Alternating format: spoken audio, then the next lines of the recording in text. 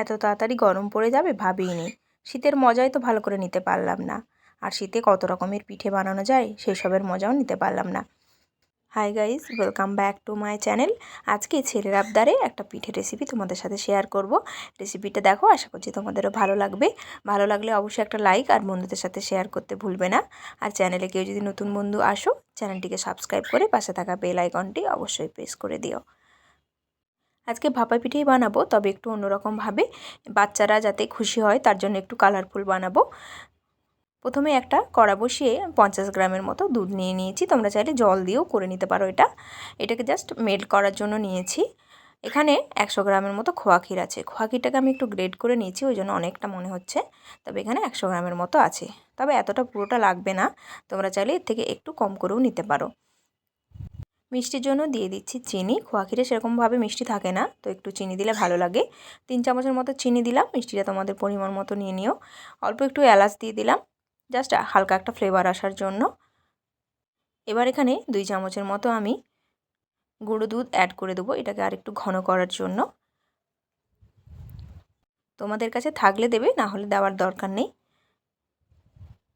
এবার সমস্ত কিছু খুব মিশিয়ে একটা ঘন ব্যাটার রেডি করে নিচ্ছি। দেখো, ঠিক এই ঘনত্বটা আসতে হবে। বেশি শক্ত করে দিলে হবে না। অল্প একটু ঘি ছড়িয়ে আমি নামিয়ে রাখবো। ক্ষীরটা একদম রেডি হয়ে গেছে। এবার কড়াইটা আমি ভালো করে পরিষ্কার করে নিয়ে 2 কাপ মতো জল দিয়ে দিচ্ছি। একই কাপ মেপে আমি জলটা দিলাম, যে কাপ মেপে আমি গুঁড়িটা নেব। অল্প একটু লবণ দিয়ে দিলাম। হালকা যখন ফুটে উঠবে জলটা, এবার অল্প অল্প করে গুঁড়িটা দেব। একই কাপ মেপে কিন্তু আমি গুঁড়িটা নিচ্ছি, যাতে তোমাদের বুঝতে সুবিধে হয়। তো প্রথমে আমি 1 কাপ মতো দিয়েছি, তারপর আমি হাফ কাপ গুঁড়ি নিয়েছিলাম, সেখান থেকে আবার হাফ দিলাম। মানে 1 কাপ তোমরা যদি ফুল নাও তাহলে আর একটু দেওয়ার দরকার হবে না। আমি যেহেতু ফুল 1 কাপ নিয়ে নিই, তাই আর একটু লেগেছে। তো দেখো, আমি ডোটা খুব ভালো করে করে নিয়েছি। সুন্দর ডো হয়ে গেছে। তো অর্ধেকের বেশি তুলে রাখছি আমি ডোটা, যেহেতু কালারফুল বানাবো। তো এটাতে আমি একটু কালার দেব। তো আমি দোকানের কোনো কালার কিন্তু ইউজ করিনি। এখানে বাচ্চা যেহেতু খাবে, তাই দোকানের কোনো কালার ইউজ করলাম না। এখানে বিটকে একটু গ্রেট করে নিয়ে রসটা বের করে এখানে দিয়ে দিলাম। তাতেই কিন্তু সুন্দর একটা কালার আসছে, দেখতেই পাচ্ছ। সাথে সাথেই কালারটা হয়ে যাচ্ছে। তো কড়াটা এখন গরম আছে, এই গরম অবস্থাতে দিলে সুন্দরভাবে ডোটাও রেডি হয়ে যাবে।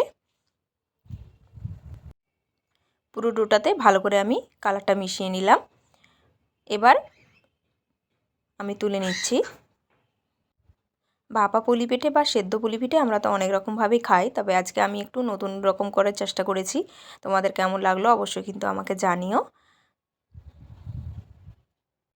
তো দেখো, ডোটা রেডি হয়ে গেছে। আমি এখন অন্য একটা পাত্রে তুলে নিচ্ছি।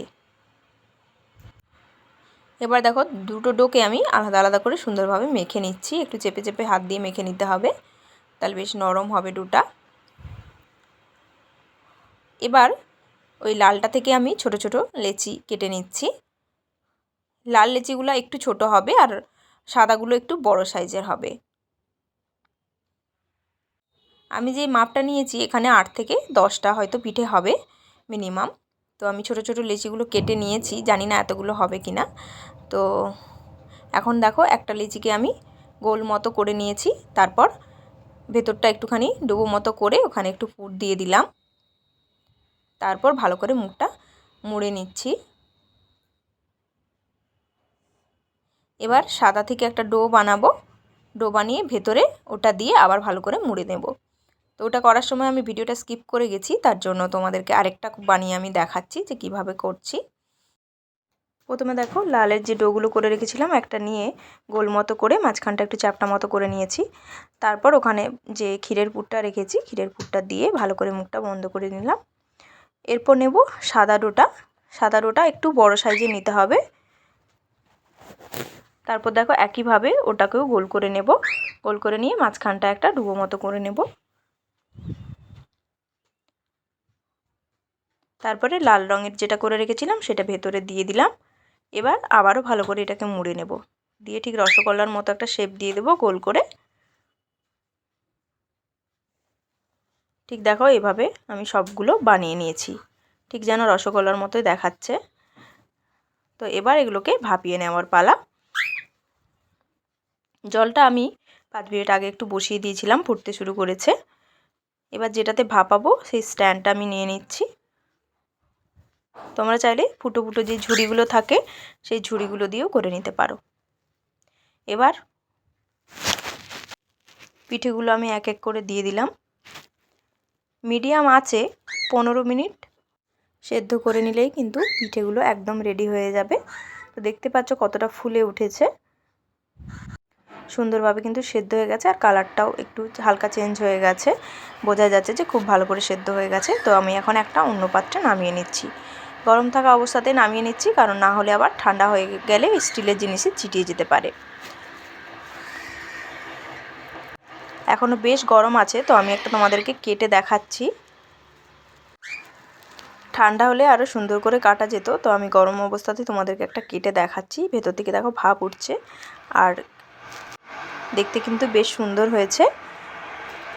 যেভাবে বানালাম তোমরা যদি সমস্ত কিছু ফলো করো তোমাদের পিঠেগুলো সুন্দর হবে আর একদম নরম তুলতুলে হবে। দেখতেই পাচ্ছ কতটা নরম হয়েছে। তো আরও একটা আমি ভেঙে দেখাচ্ছি ভেতরটা কত সুন্দর হয়েছে।